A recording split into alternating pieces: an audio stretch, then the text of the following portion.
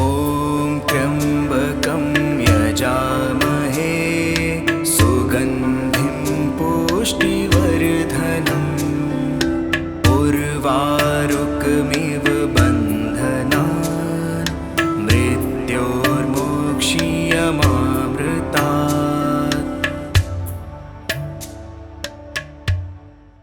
अगर आपको भी लगता है कि आप कैलाश मानसरोवर की यात्रा के लायक नहीं है, या फिर भगवान आपको बुलाना नहीं चाहते, या फिर आप चले भी गए हैं तो वो कर नहीं पाएंगे, तो यकीन मानो मैं पूरे 3 दिन की कैलाश मानसरोवर की यात्रा कंप्लीट करके आई हूँ। तो मैं अपने उसी पूरे एक्सपीरियंस से उस हर चीज का जवाब देने वाली हूँ जो मुझे भर भर के कमेंट सेक्शन और मेल में मिले हुए हैं। कैसे जाएं, कैसे ना जाएं, क्या कॉस्ट है, क्या रूट है, वुमेन सेफ्टी के ऊपर, या बहुत सारे सवालों के जवाब। बहुत ज्यादा इंपॉर्टेंट चीजें मैं यहाँ पे बताने वाली हूँ, उनको आप ध्यान से सुनना। बेस्ट मंथ कौन सा इस यात्रा के लिए? तो देखो, सारे ही मंथ अच्छे हैं। मई से लेकर सितंबर तक ये यात्रा चलती है। मैं सबसे लास्ट में गई थी 2025 के बैच से, तो मुझे सारी चीज़ें सही मिली वहाँ पे। तो मुझे लगता है सबसे अच्छा मंथ वही है जो मैं गलती से चली गई थी। मेरा ऐसा कोई प्लानिंग नहीं थी। तो क्योंकि जुलाई और अगस्त में बारिश बहुत ज़्यादा होती है, उसके बाद वहाँ पे सिर्फ हवाएं चलती हैं। हमारे टाइम पे ड्राई वेदर था, धूल भरी हवाएं चल रही थी, और हमने किसी भी वेदर का सामना नहीं किया क्योंकि माउंटेन्स में अनसर्टेनिटी बहुत ज़्यादा होती है वेदर की। तो मुझे लगता है अगर आप मुझसे मेरा मंथ पूछना चाहते हो या मेरा पर्सनल एक्सपीरियंस जानना चाहते हो, तो मुझे लगता है कि लास्ट मंथ ज़्यादा सही है, क्योंकि तब विंटर स्टार्ट होने वाली होती है, तब स्नो का खतरा जरूर रहता है, लेकिन बारिश वगैरह का तो ऐसा कोई सीन नहीं रहता है। तो अब बात करते हैं रूट की। मैंने कौन सा रूट फॉलो किया था? तो मैंने नेपाल वाला रूट फॉलो किया था। मुझे वो बहुत ईजी पड़ा था। तो ये मैंने मैप खुद से तैयार किया आपको ईजिली समझाने के लिए। ये रहा मेरा मैप। मैं पहले लखनऊ पहुंची थी बाय कार, वहां से नेपालगंज, नेपालगंज से बाय चार्टर सिमीकोट, सिमीकोट से बाय हेलीकॉप्टर हिल्सा, और हिल्सा से बाय गवर्नमेंट बस जो भी चलती है चाइना के थ्रू पुरांग, और पुरांग से दार्चेन, और दार्चेन वही जगह है जहां से आपकी 52 किलोमीटर की 3 दिन की यात्रा शुरू होती है पैदल पैदल। दार्चेन से आपको जाना होता है डेरापुक। डेरापुक वही जगह है जहां पर आपको यम द्वार को क्रॉस करना होता है, जहां जाने के लिए लोग कहते हैं कि यम द्वार क्रॉस करके मोक्ष की प्राप्ति होती है। उसके बाद आपको डेरापुक और जुतुलपुक के बीच में पड़ता है गौरीकुंड और डोलमाला पास। डोलमाला पास इस यात्रा का सेकेंड डे का सबसे हाई एल्टीट्यूड है, जहां पर आपको ऑक्सीजन ऑलमोस्ट ना के बराबर मिलती है। तो इसके बाद जब आप जुतुलपुक में हो तो जुतुलपुक से आप लौट कर आ जाते हो दार्चेन बेस कैंप। यहाँ पर आपको पता चलता है कि आपकी यात्रा संपूर्ण हो चुकी है। मुझसे सभी ने पूछा कि आप किस एजेंसी के थ्रू गए थे? तो मैं गई थी ट्रिप टू टेम्पल की तरफ से, और मुझे बहुत ही अच्छा लगा। बहुत ही अमेजिंग एक्सपीरियंस रहा उनकी टीम के थ्रू, जो कि ग्राउंड पर हमारे साथ थी। तो अगर आप जाना चाहते हो तो आपको सारी की सारी लिंक डिस्क्रिप्शन में मिल जाएगी, पूरी डिटेल मिल जाएगी।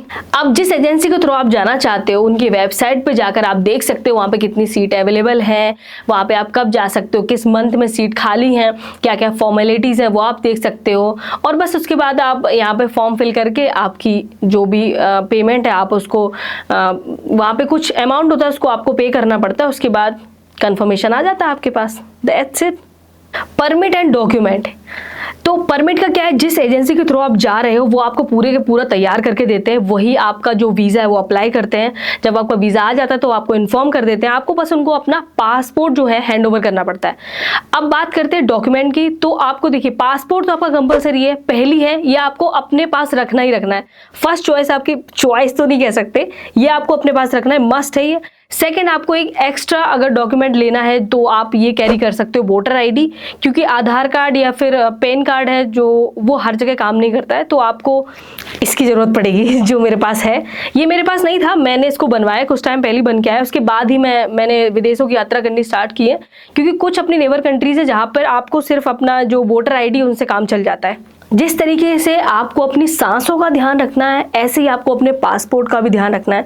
इस यात्रा के दौरान मेरे साथ के जो लोग थे जिस कंपनी के एजेंसी के, उन्होंने हमें बताया था कि एक माता जी आई थी, वो नेपालगंज से निकली सिमीकोट के लिए, और चार्टर में ही अपना जो है पासपोर्ट उन्होंने जो आगे बैग्स कवर होता है उसमें रख दिया था, और चार्टर रिटर्न चला गया। और उन्हें याद आया कि वो चार्टर में ही भूल चुकी हैं, एंड उन्होंने फिर फ़ोन करवाया। 1 से 1.5 लाख रुपए लगा, चार्टर अगेन आया, उनको उनका पासपोर्ट दिया, क्योंकि वो रिटर्न नहीं हो सकती थी। सभी ने थोड़ा थोड़ा कैश इकट्ठा करके उनको दिया था। तो प्लीज़ अपने पासपोर्ट का बहुत ज़्यादा ध्यान रखें। एग्जाम्पल देके समझाना पड़ता है कि बहुत बड़ी प्रॉब्लम हो सकती है। अब हम बात करते हैं फिटनेस और हेल्थ की। देखो, अगर आप वहाँ जाने का सोच रहे हो तो आपको फिट तो होना ही पड़ेगा, तभी तो आप सोच पा रहे हो, क्योंकि वो ऐसी जगह है जहाँ पे हर एक सेकंड आप अपनी बॉडी को चैलेंज कर रहे होते हो, जहाँ वेदर चेंज है, वहाँ का मतलब फूड चेंज है और बहुत सारी चीज़ों में डिफ़िकल्टीज आती हैं। तो हाँ, ऐसा कह सकते हैं कि अगर आप इस यात्रा के बारे में सोच रहे हैं, प्लानिंग कर रहे हैं, तो आपको अपनी बॉडी पे काम करना चाहिए। आप एक्सरसाइज स्टार्ट कर सकते हैं। जैसे कि हमारे साथ कुछ लोग गए थे इस यात्रा में, उन्होंने बताया कि वो करीब 1 या 2 साल से इस यात्रा की तैयारी कर रहे थे।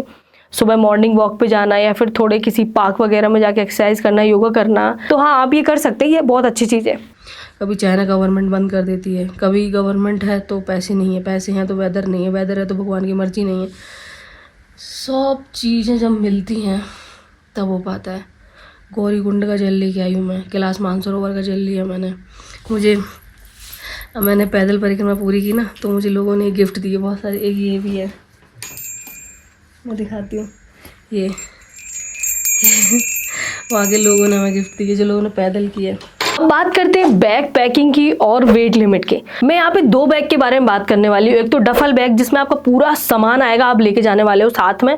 दूसरी बात करूंगी कैरी बैग के बारे में, जो कैलाश मानसरोवर की यात्रा जब आप करोगे तो वो हमेशा आपके साथ में रहेगा, जिसमें आपके मेडिसिन, वाटर बॉटल और जो भी आप लिक्विड लोगे उसके वो चीज़ें, आपके 1-2 जोड़ी कपड़े, बैग का फूड, ये मतलब आपके डॉक्यूमेंट थोड़े बहुत, ये सब सामान उसमें रहेगा।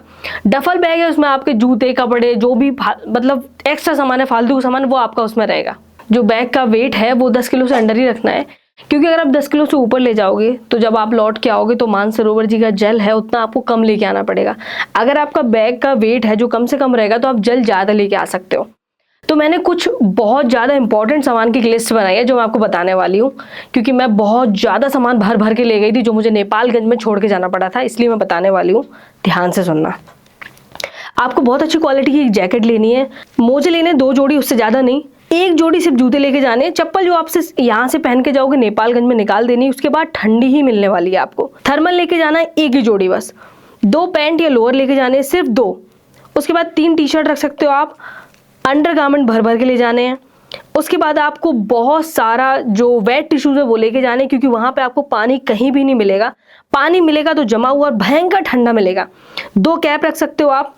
ग्लव्स मस्ट है रखना। नेक कवर या फिर कोई भी मफलर रख सकते हो, क्योंकि आपको अपना मुंह कवर करना पड़ेगा। और बहुत अच्छी क्वालिटी का चश्मा रखना पड़ेगा, क्योंकि अगर वहाँ पर ज़रा ठंडी हवाएं और ड्राई हवाएं, धूल भरी हवाएं चलती हैं जो आपकी आंखों में प्रॉब्लम कर सकती हैं, तो आपको एक अच्छी क्वालिटी का चश्मा रखना चाहिए। कंपल्सरी ये रखना। मैंने रखा था गलती से और मेरे काम आया। ये वो इंपॉर्टेंट सामान है जो मैं आपको बताने वाली थी। अब बाकी जो भी सामान की लिस्ट है वो मैं आपको डिस्क्रिप्शन में दे दूंगी। 52 किलोमीटर की 3 दिन की जो मैंने परिक्रमा की है, इन 3 दिन में मैंने एक बार भी नहाया नहीं, ना ही मैंने कपड़े चेंज किए। तो सभी ने मुझे मना कर दिया था नहाना नहीं है, क्योंकि वेदर बहुत ड्राई है और बहुत ठंडा है, बीमार पड़ सकते हो। तो मुझे लगता है कपड़ों की बहुत ज़्यादा ज़रूरत नहीं है। मैंने पूरी की पूरी परिक्रमा एक ड्रेस में की है। एक जैकेट, जूते, मोजे, टी-शर्ट, थर्मल और नीचे पैंट लोअर जो भी है, बस इतने कपड़ों की जरूरत है। हम क्यों भर भर के ले जाते हैं? इसीलिए कह रही हूँ पैकिंग पे बहुत ज़्यादा ध्यान रखना, बहुत ज़्यादा भर के मत ले जाना। इसीलिए बार बार हाईलाइट कर रही हूँ इस चीज़ को। पूजा का सामान और जल के लिए बॉटल का क्या करना है? तो मतलब मैं कहना चाहती हूँ कि जिस कंपनी के थ्रू आप जा रहे हो, जो भी एजेंसी है, वो आपको खुद ही पूजा का पूरा सामान देते हैं। और रही बात बॉटल्स की, तो आपको तिब्बत में भी बहुत सारी शॉपिंग के लिए जगह मिलने वाली, काफ़ी मार्ट है वहाँ पे, वहाँ से आप परचेज कर सकते हो। नहीं तो होटल्स में आपको जो आप बॉटल यूज़ करोगे, पानी पियोगे, वो ज़्यादा अच्छी रहती हैं, जिन पे छोटे छोटे ढक्कन होते हैं, उनमें मतलब खुलने के चांसेस कम होते हैं, लीकेज का प्रॉब्लम नहीं होता है, तो आप उनको ईजिली यूज कर सकते हो। मैंने वही किया था, जो मुझे चाइना में बॉटल्स मिली थी मैंने उनको ही कैरी किया था। करीब मेरे पास 10 बॉटल थी, तो टोटल 5 लीटर पानी था, मैं उसे लेके आई थी। उसमें ना ही लीकेज की प्रॉब्लम हुई, ना ही वो फटी, अच्छी क्वालिटी की थी। अगर आपको कोई डाउट है तो आप परचेज भी कर सकते हो। अगर आपको घर से लेके जानी है तो आप लेके जा सकते हो, लेकिन मुझे नहीं लगता कि आपको घर से लेके जानी चाहिए। वहाँ पे भी इजीली मिल सकती हैं। बात करते हैं कनेक्टिविटी की, क्योंकि आप दूसरी कंट्री जा रहे हो तो वहाँ पे पता नहीं आपको सिग्नल मिलेंगे नहीं मिलेंगे, कोई प्रॉब्लम तो नहीं होगी। तो मैं आपको बताऊँ, इंटरनेशनल रिचार्ज आप कर सकते हो। मैंने 1500 का किया था करीब 14 दिन के लिए, जिसमें मुझे कुछ लिमिटेड डेटा मिला था और कॉल मिली थी, जिसमें मुझे मिनट्स मिले थे कि मैं लिमिटेड मिनट यूज कर सकती हूँ। तो इससे भी अच्छे अच्छे रिचार्ज हैं, उनको आप कर सकते हो और अच्छी कनेक्टिविटी मिलती है। और कुछ कुछ जगह कहूँगी जहाँ पे आपको वाईफाई मिल सकता है जिसकी स्पीड बहुत ही गंदी आती है, तो आपका काम चल जाएगा, आपको टेंशन लेने की ज़रूरत नहीं है। फूड स्टे एंड वॉशरूम, तो देखिए जिस एजेंसी के थ्रू आप जा रहे हैं, जैसे कि मैं ट्रिप टू टेम्पल से गई थी तो फूड एंड स्टे उनके एंड से था, लेकिन मैं अपने साथ में बैकअप फूड काफ़ी सारा लेके गई थी, जैसे कि ड्राई फ्रूट, चॉकलेट हो गया, ORS, इलेक्ट्रॉल और भी बहुत सारी चीज़ें थी जिनको मैं स्टोर कर सकती थी। और जब यात्रा के दौरान जब मैं कैलाश पर्वत की यात्रा कर रही थी तब मुझे उनकी बहुत ज़्यादा ज़रूरत पड़ी थी। और बात करते हैं आप स्टे की, तो आप बहुत ज़्यादा लग्जरी एक्सपेक्ट मत करें, क्योंकि आप कैलाश मानसरोवर की यात्रा में हैं, पहाड़ों में हैं, जहाँ पे मोस्टली होटल्स नहीं मिलते हैं, आपको होम स्टे ही मिलते हैं। तो क्या होता है कि कभी कभी आपको 15 से 20 लोगों के साथ रूम शेयर करना पड़ेगा, जहाँ पे 15 से 20 बेड पड़े होंगे, लाइक जैसे हम हॉस्टल में रहते थे बचपन में। कभी कभी आपको बहुत लग्जरी मिलेगी तो वहाँ पे आपको 2 लोग के साथ तो मस्ट है आप शेयर करोगे रूम। बहुत ज़्यादा लग्जरी की एक्सपेक्टेशन ना करें, जितना मिल रहा है उतना ही मुझे लगता है बहुत ज़्यादा है, क्योंकि पहाड़ों में क्या होता है ना, कंस्ट्रक्शन बहुत मुश्किल होता है, तो जितना मिल पा रहा है उतना बहुत ज़्यादा लगता है लोगों को। उसके बाद बात करते हैं हम वॉशरूम की, तो क्योंकि जब आप 15, 16, 20 लोग के साथ रूम शेयर कर रहे हो तो वॉशरूम भी 1 या 2 ही होंगे। तो हमने बहुत सारे लोगों के साथ वॉशरूम शेयर किया, इस वजह से कई लोग को प्रॉब्लम भी आई, लेकिन क्या कर सकते हैं, कोई ऑप्शन नहीं है। और जब आप परिक्रमा के दौरान, जब 52 किलोमीटर की परिक्रमा आप कर रहे होते हो, तो आपको 1 या 2 नंबर जाने के लिए खुले में ही जाना पड़ता है मोस्टली टाइम। 3 दिन हम खुले में ही गए थे, और वॉशरूम है तो वो बहुत ज़्यादा गंदे हैं, तो वहाँ के लोग खुद ही मना कर देते हैं, इसलिए वॉशरूम की प्रॉब्लम मिलती आपको। मतलब वॉशरूम के चीज़ें जो भी है वॉशरूम से रिलेटेड वो आपको फेस करनी पड़ेंगी। और रही बात नहाने की, तो शायद हिल्सा के बाद हम नहाए नहीं थे। एक बार ही मुझे नहाने को मिला था हिल्सा के बाद, पुरांग में, उसके बाद हम नहाए नहीं थे। तो जब नहाने को नहीं मिल रहा है इसका मतलब वॉशरूम की प्रॉब्लम है। अब मुझसे एक सवाल बहुत ज़्यादा पूछा गया है वुमेन सेफ्टी के बारे में, तो मुझे लगता है इसका सीधा सीधा जवाब मैं कहूँ तो मुझे ऐसी कोई प्रॉब्लम नहीं मिली, ना ही मुझे इस चीज़ का कोई सामना करना पड़ा कि भाई वहाँ पे ऐसी प्रॉब्लम है वैसी प्रॉब्लम है। हर जगह पूरा का पूरा एरिया जो है अंडर सर्विलांस है, और वहाँ पे पुलिस है, और आपको आपके साथ जो ग्राउंड पे लोग रहते हैं जिस एजेंसी के थ्रू आप जा रहे हो, और आपका ग्रुप वीज़ा लगता है। कैलाश मानसरोवर की यात्रा जो है आप सोलो नहीं कर सकते, आपका ग्रुप वीज़ा लगता है, आपके साथ 50, 60, 70 लोग रहते हैं, तो कोई प्रॉब्लम नहीं है। और भारत से सिर्फ 70-80 लोग जाके कैलाश की परिक्रमा नहीं कर रहे हैं, वहाँ पे कई धर्म हैं जिनके लाखों लोग आपके साथ परिक्रमा कर रहे होते हैं, तो ऐसी कोई प्रॉब्लम नहीं आने वाली। हाँ, थोड़ा आगे पीछे हो सकते हो, थोड़ा लेट हो सकते हो, बट ऐसी कोई टेंशन वाली बात नहीं है, आप इजीली जाके कैलाश की परिक्रमा कर सकते हो। और ऐसा नहीं कि अगर आपके साथ में आगे लोग जा रहे हैं तो आपको भागना है, नहीं मुझे ज्वाइन करना है, मैं बहुत पावरफुल हूँ, ये वो, ऐसा कुछ भी नहीं करना भाई, ये गलती मत करना। तो बस चलना है, रुकना है, चलना है, रुकना है। और मुझे कमेंट सेक्शन में बताओ कि आपको इस सवाल के जवाब से कितनी हेल्प मिली। बात करते हैं इमरजेंसी सपोर्ट की। अगर आप इस यात्रा के दौरान आपके साथ कोई भी दुर्घटना होती है, या फिर आपको कोई भी प्रॉब्लम हो रही है ब्रीदिंग में, या फिर चक्कर आ रहा है, या मोशन सिकनेस, एल्टीट्यूड सिकनेस हो रही है, तो आपको क्या क्या फैसिलिटीज़ मिल सकती है, क्या मेडिकल सपोर्ट मिल सकता है, फिर आपको एम्बुलेंस तुरंत मिल सकती है कि नहीं, तो हाँ मिल सकता है। 3 दिन की परिक्रमा में आपको पहले और तीसरे दिन आपको हर चीज़ की फैसिलिटी मिलती है, लेकिन सेकेंड डे जो है वो बहुत टफ है, क्योंकि आपको पहाड़ियों को क्रॉस करना पड़ता है, खासकर सबसे हाई एल्टीट्यूड डोलमाला पास को। तो इसलिए वहाँ पर आपकी जिस एजेंसी के थ्रू आप जा रहे हो वो आपको पहले ही मना कर देंगे।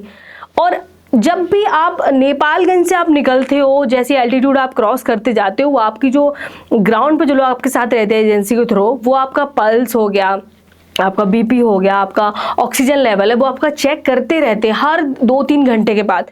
और अगर 50+ कोई है तो उसका तो वो बहुत ज़्यादा ध्यान रखते हैं, तो आपको ऐसी टेंशन लेने वाली कोई बात नहीं है। सेकेंड डे अपने रिस्क पे जाने को वो लोग बोलते हैं कि अगर आप ठीक है, आप हेल्दी महसूस कर रहे हैं, आपको कोई प्रॉब्लम नहीं हो रही है, तो आप जा सकते हो। तो करीब करीब 100% लोग में से 20% लोग ही सेकेंड डे के लिए तैयार होते हैं, बाकी सब वापस वहाँ से लौट जाते हैं। तो मेडिकल सपोर्ट मिलता है first and third day, second day कुछ नहीं मिल पाता है। तो जो भी डिसीजन हो आपके एंड से होता है। लेकिन हाँ, एक बात है, ये रूट जो है 3 दिन का, ये बहुत टफ है। जितनी भी मैं बात कर रही हूँ इस परिक्रमा की, इसमें ऐसा कंपलसरी बिल्कुल भी नहीं है कि सभी लोग इसकी 3 दिन की परिक्रमा कर लेते हैं, कंप्लीट कर लेते। बहुत गिने चुने जो ग्रुप हैं वो कर पाते हैं, बहुत गिने चुने लोग हैं जो कर पाते हैं। अगर वेदर ठीक रहा, आपकी हेल्थ ठीक रही, तो आप कर पाते हो। उसमें भी आपका मन होना चाहिए, भगवान की मर्जी होनी चाहिए, तब आप कर पाते हो। ऐसा नहीं है कि सब लोग कर पा रहे, कभी कभी वेदर साथ नहीं देता, कभी हमारी हेल्थ साथ नहीं देती, कभी कभी क्या होता है, हमारा मन जो होता है ना वो इतना मतलब हमारी विल पावर इतनी स्ट्रांग नहीं होती कि हम आगे चल पाएं। हमारा मन कहता है कि नहीं हम नहीं कर पाएंगे। तो हमेशा अपनी बॉडी की और अपने दिमाग की सुनो। अगर आपकी बॉडी आपका साथ नहीं दे रही है तो जबरदस्ती फोर्स मत करो, नहीं नहीं नहीं मुझे जाना ही नहीं मुझे जाना ही है, ऐसा मत करो। तो इसीलिए मैं कह रही हूँ ये जो 52 किलोमीटर की परिक्रमा है 3 दिन की, ये हर चीज भांपती है आपकी। ऐसा नहीं है कि बस आपने दिमाग में सोच लिया और आप जा रहे हो कि नहीं नहीं मैं करके ही आऊंगा, लेकिन कुछ चीजें हैं जो हमारे हाथ में नहीं होती, हमारे कंट्रोल में नहीं होती, तो जबरदस्ती नहीं करनी चाहिए। हाई एल्टीट्यूड पे जाने के बाद बॉडी को रेस्ट और ऑक्सीजन के लिए टाइम जरूर दें भाई। क्योंकि जब मैं चल रही थी तो मैंने एक रूल फॉलो किया था, 20 step and 5 time deep breath. क्योंकि मैं प्लेन्स की हूँ तो इन चीज़ों का ध्यान रखना बहुत ज़रूरी है। और मैंने कंटिन्यू जितने दिन में मैं रही 15 दिन, क्योंकि हम कई जगह फंस गए वेदर की वजह से, वार्म या गर्म पानी पिए। वार्म तो पीना ही, ठंडा तो पीना ही नहीं है, क्योंकि वो गले को स्वेल कर देगा जिससे आपको प्रॉब्लम होगी। और पानी इसलिए कंटिन्यू पीना क्योंकि ऑक्सीजन की कमी नहीं होगी उससे। पानी पियोगे आप तो बहुत सही रहता है, बॉडी डिटॉक्स रहेगी। सबसे इंपॉर्टेंट सवाल की तरफ मुड़ते हैं, वो है हमारा कॉस्ट। इस पूरी यात्रा की कॉस्ट कितनी आती है, क्या खर्चा आता है, कितना धनराशि लेके चलना चाहिए, क्या लेके नहीं चलना चाहिए। तो इस यात्रा की पूरी जो कॉस्ट है मैंने यहाँ लिख रखी, ये रही 3,20,000 रुपए। ये जिस एजेंसी के थ्रू आप जाएंगे ये उनकी फी है। इसके बाद जो आप कैश लेके जाओगे वो अलग है, आप जो शॉपिंग करते हो वो अलग है, आपके पर्सनल जो भी आपके जो पर्सनल खर्चे हैं वो आपके अलग हैं, इसमें कोई भी इंक्लूड नहीं है। ये सिर्फ एक मोटी धनराशि है जो आपको एजेंसी को देनी पड़ती है।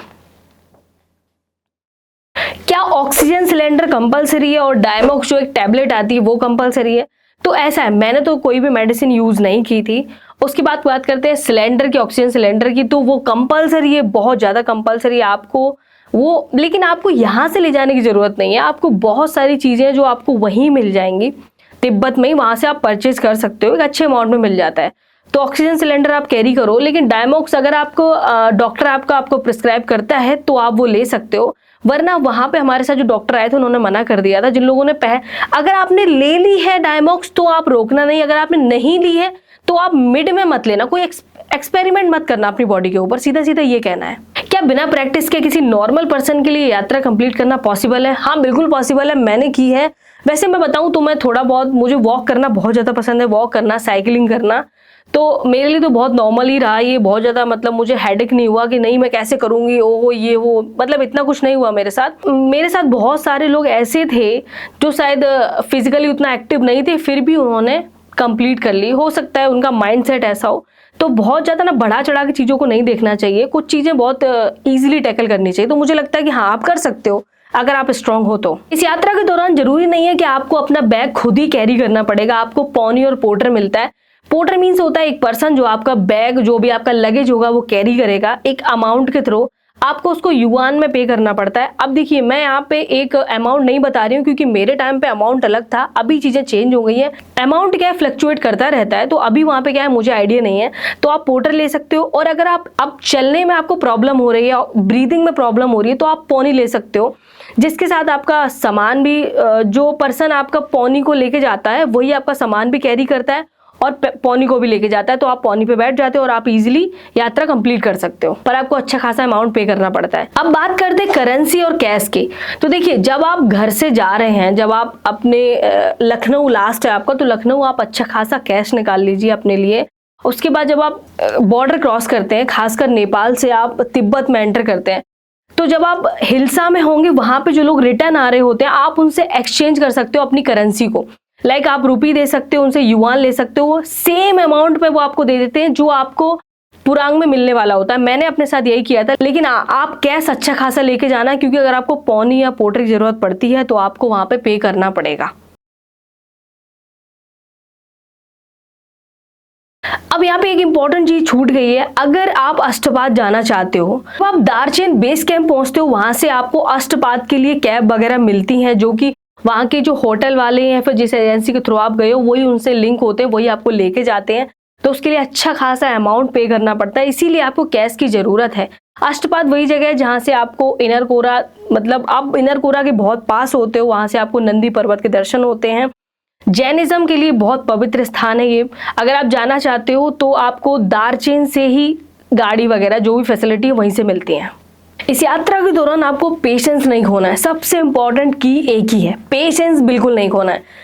वेदर की वजह से या फिर किसी भी वजह से अगर आप फंस चुके हो, वहाँ से निकल नहीं पा रहे हो, यात्रा 15 दिन की है, 20 दिन की है, 30 दिन भी लग सकते हैं, क्योंकि आप पहाड़ों में हो, अनसर्टेनिटी बहुत ज़्यादा है, वेदर ख़राब हो रहा है, हवाएं चल रही, हेलीकॉप्टर नहीं उड़ सकता है। जैसे कि हमारे टाइम पे क्या हुआ था, एवलांच आया था तिब्बत में, जिस वजह से ना 1000 रशियन या फिर कोई और किसी कंट्री के टूरिस्ट थे जो फंस गए थे, क्लाइम करने वाले थे, जिस वजह से जितने भी हेलीकॉप्टर चार्टर थे उनको रेस्क्यू करने में लग गए थे। हमें 8 दिन वहाँ 8 से 9 दिन फंसना पड़ा था।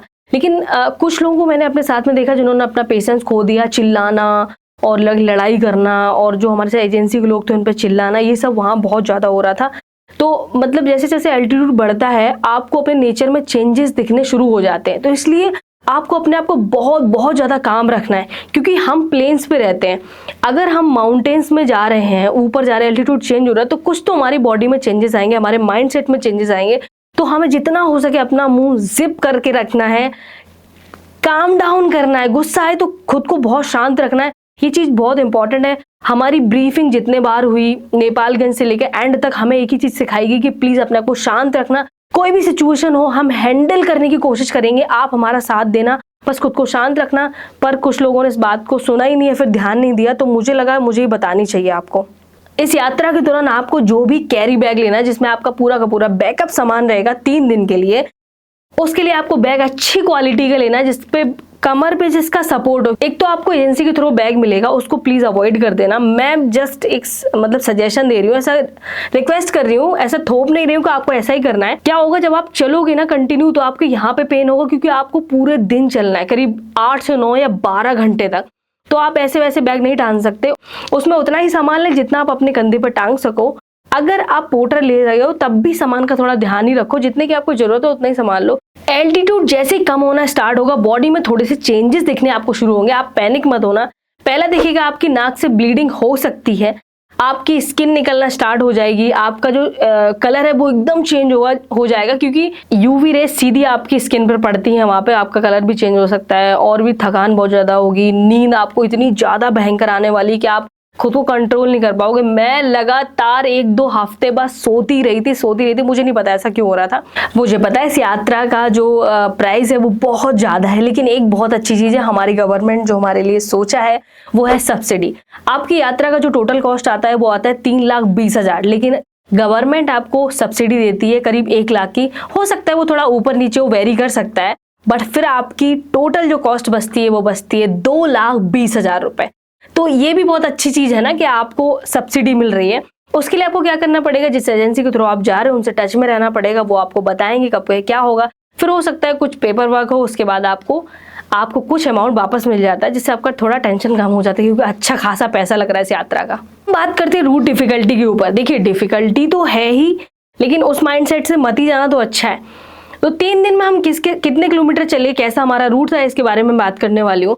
पहले दिन करीब हम चले 16 से 17 किलोमीटर, और जो कि बहुत अच्छा रूट रहता है। जिस टाइम आप वार्म अप हो जाते हो, अगले दिन की तैयारी आपकी शुरू हो जाती है। सेकेंड डे सबसे टफेस्ट डे होता है, जब आपको बता दिया जाता है कि आप अपने रिस्क पे जाएं, आपको रेस्क्यू नहीं करेगा कोई भी आपको मेडिकल फैसिलिटीज नहीं मिलने वाली, क्योंकि आपको सीधे सीधे पहाड़ चढ़ना पड़ता है। आपको इस यात्रा का सबसे हाई एल्टीट्यूड पर जाना पड़ता है। थर्ड डे क्या होता है, 8 से 12 या 13 या 15 किलोमीटर के बीच आपको चलना पड़ता है, जो आपका लास्ट डे होता है। और सबसे अमेजिंग दिन होता है जब आपको सुबह करीब 3 से 4 बजे के बीच निकलना पड़ता है, जो कि हम निकले थे।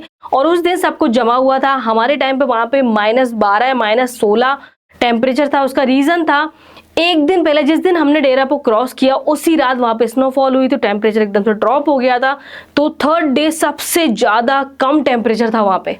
ये यात्रा ग्रुप वीज़ा के ही थ्रू होती है, उसके बिना आप नहीं जा सकते हो। अगर एक भी पर्सन आगे पीछे होता है तो सभी को रोक दिया जाएगा जब तक वो नहीं आ जाता। अगर वो नहीं आता तो इमिग्रेशन को आप क्रॉस नहीं कर सकते हो, प्रोसीजर को वहीं ठप कर दिया जाएगा।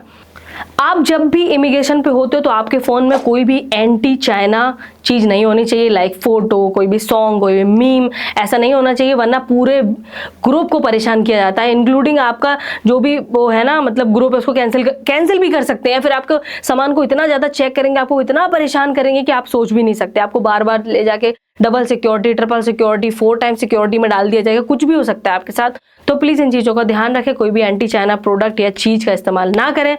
इमिग्रेशन के टाइम पर आप वहां पर एक भी फोटो वीडियो नहीं लेना, बिल्कुल भी मत करना, नहीं तो आपके पूरे ग्रुप को परेशान करेंगे, इतना परेशान करेंगे कि आप रोने लगोगे। उसके अलावा जितने भी ग्रुप वाले होंगे वो आपको अलग से मारेंगे, आपकी एजेंसी आपको अलग से मारेगी, क्योंकि आपकी गलती की वजह से सब इस चीज़ की भरपाई कर रहे होते हैं। कई लोगों ने मेरा पर्सनल एक्सपीरियंस मुझसे पूछा है कि मेरा सबसे अच्छा मूवमेंट, सबसे टफेस्ट मूवमेंट क्या था। तो सबसे अच्छा मूवमेंट ये था जब मैं कैलाश की यात्रा के लिए हिल्सा में थी। तो जब वहाँ से लोग रिटर्न आ रहे थे यात्रा करके, तो वो आके रो रहे थे, परेशान हो रहे थे कि हमारी यात्रा पूरी नहीं हो पाई, हम सिर्फ 1 दिन चल पाए, 2 दिन चल पाए, वेदर ख़राब हो गया, हमें पर्वत के दर्शन नहीं हुए, बहुत सारी चीज़ें बता रहे। तो मैं बहुत पैनिक हो गई थी कि यार मैं इतनी दूर आई हूँ, इतना मेरे मन में चीज़ें थी। तो मैं महादेव से कही थी, महादेव मुझे प्लीज़ दर्शन देना, मैं पूरी यात्रा करना चाहती हूँ कैसे भी। तो जब मैं पहुंची तो मैंने 52 किलोमीटर की 3 दिन की परिक्रमा कंप्लीट कर ली। सबसे टफेस्ट डे था सेकेंड डे, जो पहली एजेंसी ने अवेयर कर दिया था कि ये डे बहुत टफ है, आपको यहाँ पे रेस्क्यू नहीं किया जाएगा। मैं डोलमाला पास पे थी, वहाँ से मैंने गौरीकुंड के दर्शन किए, कैलाश पर्वत को देखा और मैं वहाँ से उतरना शुरू हुई। तो जैसे मुझे पता चला कि यात्रा कंप्लीट हो चुकी है, फिर मैं ऐसे रो रही थी कि पता नहीं मैंने क्या पा लिया हो। लाइफ में बहुत कुछ चेंज हुआ।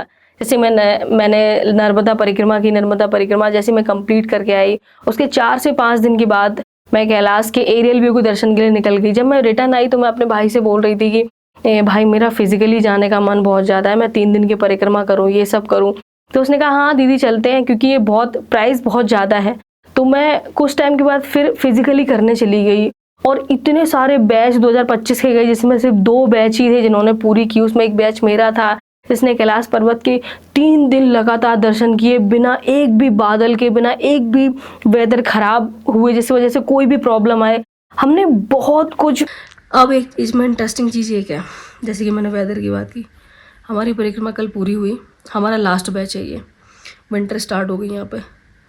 हम नीचे उतरे जस्ट 5 घंटे के बाद, इतनी भयंकर स्नोफॉल हुई, इतनी भयंकर कि आज सारे रास्ते बंद कर दिए गए। ना ही तो वो जो होते हैं ना घोड़े वाले वो जा सकते हैं, और हम लोग के लिए तो बंद ही कर दिए। लोकल्स वो भी जा सकते हैं, उन्हें पता है रास्ते, सब बंद कर दिया। तो अब इसे क्या कहें, भगवान की मर्जी तो है। कुछ घंटे का खेल था, कुछ घंटे का, और सब खत्म हो जाता है। इतने सालों लोग 25-30 साल से वेट कर रहे हैं। दोनों हमेशा हर जगह जाते थे, पर उसका वीज़ा नहीं लग पाया था और मुंशी का वीज़ा लग गया था। भाग्य की बात है। तो ये मेरे कुछ पर्सनल एक्सपीरियंस थे। और डे 2 मुझे लगा नहीं था कि मैं चली जाऊंगी। और सबसे बड़ी बात, मैंने पौनी और पोर्टर कुछ भी नहीं लिया था। मैंने अपने बैग खुद कैरी किए थे। मतलब मैं ये मानती हूँ, सबका नहीं, मैं पर्सनली अपना ये मानती हूँ कि जो मेरे कर्मों का और मेरे बैग का बोझ है वो मैं खुद ही ढोऊं, उसको कोई और क्यों उसको उठाएगा। डजेंट मैटर अमाउंट कितना लग रहा है, कुछ भी है। मैंने बैग खुद कैरी किया था। मेरे पास 2 बैग थे, एक गैजेट का बैग था जो मुंशी ने कैरी किया था, दूसरा बैग था जो फूड का, जितना भी कपड़े फूड जो भी था, करीब मेरा 10 से 15 किलो का बैग था जो मैंने कैरी किया था। और वो बैग बहुत ही बेकार स्थिति में था, फिर भी मैंने कैरी किया। बहुत सारी डिफ़िकल्टीज़ आई। मैं चल नहीं पा रही थी, मुझे ब्रीदिंग में प्रॉब्लम हो रही थी, मेरा बॉडी का जो टेम्परेचर था वो भी बहुत ज़्यादा नीचे गिर गया था, ऑक्सीजन लेवल मेरा 70 के अंडर चला गया था। मैंने बहुत कुछ चीज़ें वहाँ पे फेस की, पर पता नहीं क्यों मैं ना रुक नहीं पा रही थी। मैं बस चलती जा रही थी। और मैं हर 2-3 मिनट के बाद हर हर महादेव, क्योंकि कैलाश पर्वत के बिल्कुल पास थी। अब मैं एक चीज़ बताना चाहती हूँ कि अगर आप ये सोच के जा रहे हो कि आप इनर कोरा के दर्शन करोगे और आउटर कोरा के, तो देखो एक चीज़ है, पहली बात तो चाइना गवर्नमेंट ने इनर कोरा के दर्शन बंद कर दिए हैं। लोगों ने मुझसे पूछा कि मानसरोवर जी में हम डुबकी लगा सकते हैं, तो मैं बताऊं मानसरोवर जी में डुबकी लगाने के लिए चाइना गवर्नमेंट ने स्टे लगा दिया, वहाँ पे आप डुबकी नहीं लगा सकते। जिस भी एजेंसी से आप जा रहे हो वो अपनी गाड़ी में बकेट कैरी करके ले जाते हैं, आप बकेट भर के थोड़ा डिस्टेंस पे आके आप वहाँ पे अपने ऊपर पानी डाल सकते हो, नहा सकते हो। जल भरने के लिए किसी ने मना नहीं किया, और वैसे भी पानी इतना ज़्यादा ठंडा होता है कि आप 2 मिनट से ज़्यादा वहाँ खड़े ही नहीं हो सकते। और ऐसी जगहों पे जो लोग भी मेरे साथ गए थे जिन्होंने वहाँ पे स्नान किया, मोस्टली लोगों की तबीयत खराब हो गई थी, क्योंकि टेम्परेचर माइनस में था। वहाँ आप पूरे कपड़े निकाल रहे हो, वहाँ के वेदर में आप ढले नहीं हो, एल्टीट्यूड इतना ज़्यादा है, आप नहा ले रहे हो, तो फिर आपको अगले दिन सबसे टफेस्ट यात्रा करनी है इन 3 दिन की, तो आपको थोड़ा ध्यान रखना पड़ेगा। इसीलिए मैं बहुत सारी चीज़ों को मैंने बारीकी से बताया। हो सकता है ये वीडियो थोड़ा सा लंबा हो गया हो, लेकिन मैंने हर एक चीज़ का ध्यान रखा, इसमें डाला है। इस वीडियो को एंड तक देखना, आपको हर एक चीज का मैं जवाब देने वाली हूँ कैलाश मानसरोवर की यात्रा से रिलेटेड। और प्लीज आप कमेंट में मुझे बताना कि आप यहाँ कब जाने वाले हो और महादेव आपको बुलाएंगे। मैंने महादेव से बोला है कि वो सभी को बुलाएं जो लोग भी इस वीडियो को देख रहे हैं। मेरी यात्रा कैसी रही वो आप मेरे चैनल पे जाके कैलाश मानसरोवर की यात्रा से मेरे लॉन्ग वीडियोस पड़े हुए हैं, शॉर्ट फॉर्मेट में पड़े हुए हैं, आप जाकर देख सकते हो। इंस्टाग्राम पे भी मैंने रील्स और फेसबुक पे भी डाली, आप जाकर देख सकते हो। और मुझे कॉमेंट में बताना कि आपको मेरा एक्सपीरियंस कैसा लगा इस यात्रा का। हर हर महादेव।